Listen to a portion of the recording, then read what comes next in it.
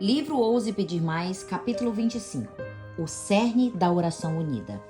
A adesão ao verdadeiro reavivamento de oração. Há alguns anos, no verão, nossa equipe de oração do Ministério ARME foi convidada a fazer uma sala de oração no campus da Universidade Adventista nas Filipinas. Ali, por dias, fizemos pouco mais do que orar com alunos e docentes. Embora trabalhássemos por muitas horas, foi muito recompensador para o nosso time ver a vida de jovens cristãos mornos ser reavivadas, energizadas e transformadas. Muitos que nunca haviam se interessados pelas coisas espirituais entregaram a vida a Cristo e fizeram uma mudança radical. E muitos dos jovens permaneciam na sala de oração por horas. Certo dia, uma moça chamada Christian, incentivada pelos convites de um amigo, foi ver o que havia de tão especial naquelas reuniões de oração unida. Christian nunca havia orado com outras pessoas antes e, na verdade, não tinha um relacionamento muito íntimo com Deus. No entanto, guiada pelo Espírito Santo, ela começou a orar enquanto estava com a nossa equipe, pedindo a Deus que perdoasse os seus pecados e lhe desse um novo coração. Depois, ela nos contou com lágrimas nos olhos: Deus me deu tamanha paz, algo que nunca havia vivenciado antes. Obrigada por orarem comigo.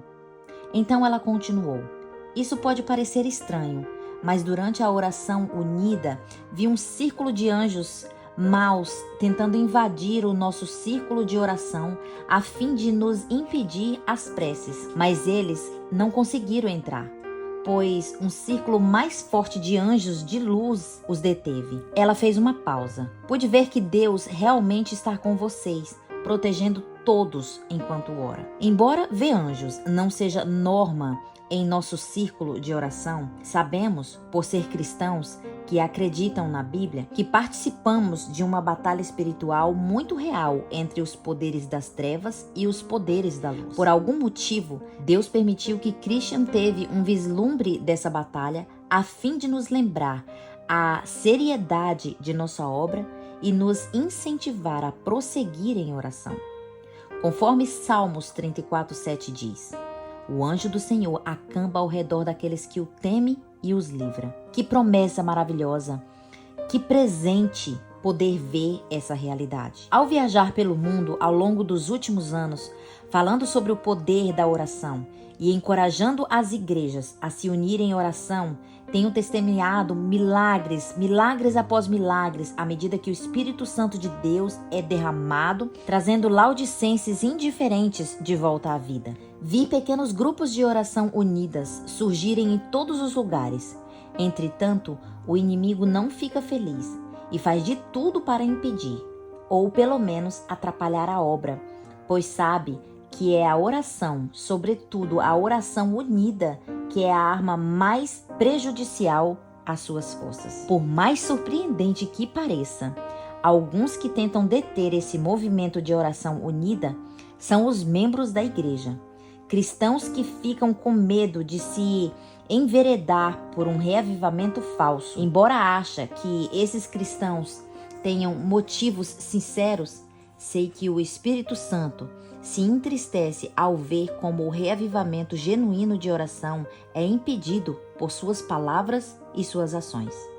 É por isso que necessitamos nos unir em ainda mais oração, para que o movimento genuíno de oração encabeçado por Deus não seja atrapalhado nem mesmo por fogo amigo. Quando oramos juntos, não estamos apenas dobrando o poder, pois Deus trabalha com multiplicação, não com soma. Ao orar junto, podemos clamar a promessa divina de que, se estivermos cheios de seu poder e firmados sobre a rocha, um de nós poderá perseguir 1000, e 2 serão capazes de fazer 10.000 fugirem. Deuteronômio 32:30. Outra passagem nos diz: 5 de vós perseguirão 100, e 100 dentre vós perseguirão 10.000. Lucas 26:8. Embora haja muito poder na oração secreta, há ainda mais poder quando 2 ou mais pessoas oram juntas. É por isso que Satanás é tão incisivo em nos impedir de orar juntos. É por isso também que acho que precisamos abordar rapidamente algumas questões. Se não entendermos o cerne da oração unida, genuína e baseada na Bíblia, existe a possibilidade de sermos enredados em movimento de oração falsificada, ou pior, de impedir um movimento de oração genuína. E não queremos nada disso. E as orações longas? Todos nós já estivemos em um culto de oração no qual uma pessoa ora sem parar. Até os santos se cansam. Todos quase caem no sono e ficam desejando de todo o coração que aquele que está orando acabe para que outra também tenha a oportunidade de fazê-lo. Encontramos diversas referências nos escritos de profecia incentivando que as orações públicas sejam curtas. Ellen White sempre escrevia estas palavras no contexto de manter as reuniões de oração interessantes. Faça orações curtas nos cultos e as orações longas ao conversar, ao entrar em comunhão com Deus em particular. Aprendei a orar breve e direto ao ponto, pedindo justo aquilo que necessitais. Na época dos pioneiros do Adventismo, as reuniões de oração costumavam durar bastante tempo, estendendo-se noite adentro. Sem dúvida, isso seria contrária à atuação de Deus na história passada. Isso não significa também que toda reunião precisa incluir um tempo longo de oração. Não queremos que os nossos cultos sejam cansativos e tediosos.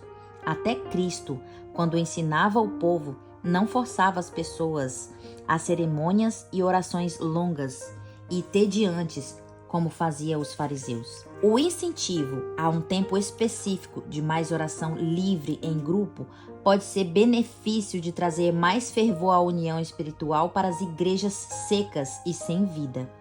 De modo geral, encorajamos orações curtas, de 2 a 3 frases ou um pensamento completo.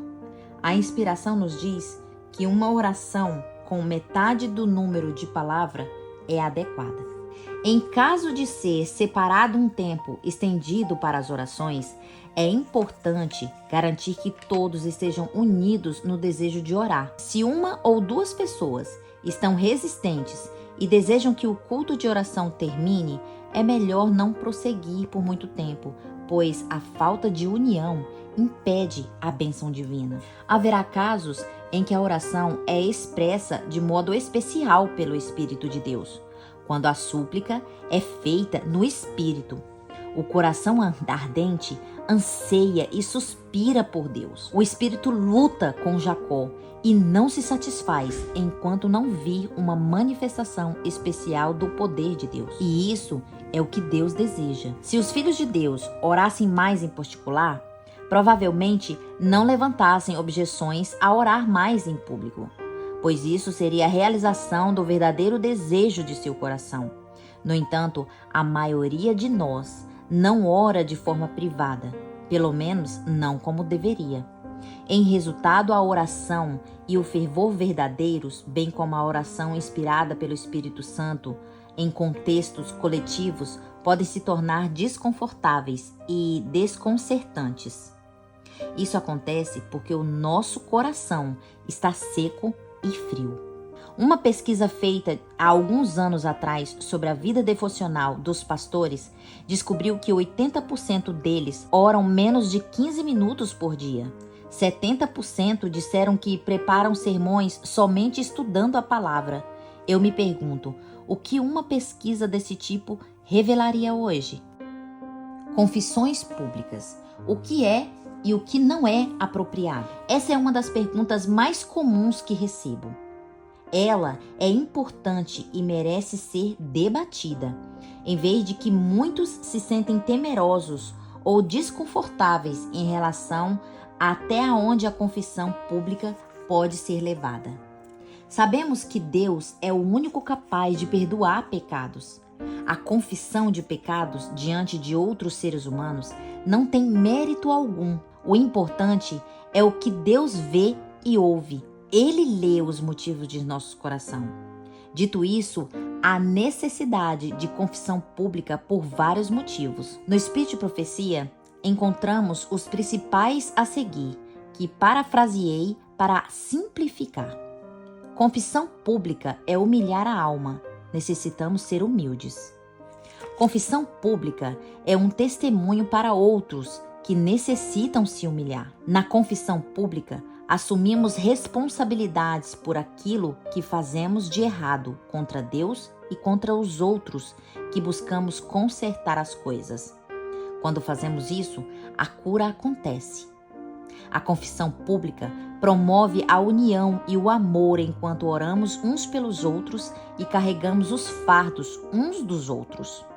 A confissão pública de pecado, como o egoísmo e a fraude da desonestidade em relação a Deus e ao próximo, o orgulho, a ausência de oração, pecados na família e muitos outros que fazem o Senhor franzir o senho para o seu povo, precisam ser reconhecidos. É apropriado partilhá-los em público, pois todos temos responsabilidades por esses atos. Precisamos perguntar a Deus o que devemos e o que não devemos falar em público.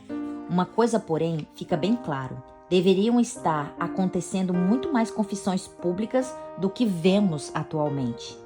Todos os pecados reconhecidos necessitam ser confessados de maneira específica e deixados de lado. Que nenhum orgulho, estima ou justiças próprias impeçam de alguém de confessar o seu pecado para que possa fazer jus à promessa. O que encobre as suas transgressões nunca prosperará, mas o que confessa e deixa alcançará misericórdia. Provérbios 28:13. Não retenhais coisa alguma de Deus, e não negligencieis a confissão de vossas faltas aos irmãos. O objetivo da oração unida inspirada na Bíblia. Ao encerrar esse capítulo, devemos nos lembrar mais uma vez de que o objetivo da oração unida inspirada na Bíblia não é pressionar uma agenda específica ou despertar sentimentos calorosos e agradáveis. O propósito de orar em grupo é desenvolver maior união na verdade, a fim de que os planos e os desejos de Deus se cumpram. Ellen White escreveu: grande importância é atribuída à oração feita em comum à união de desígnios. Deus atende às orações dos indivíduos. Nessa ocasião, porém, Jesus estava dando lições especiais e importantes que deviam ser particular de influência na igreja que acabava de organizar na terra. Deve haver acordo acerca de coisas que desejam, pelas quais oram.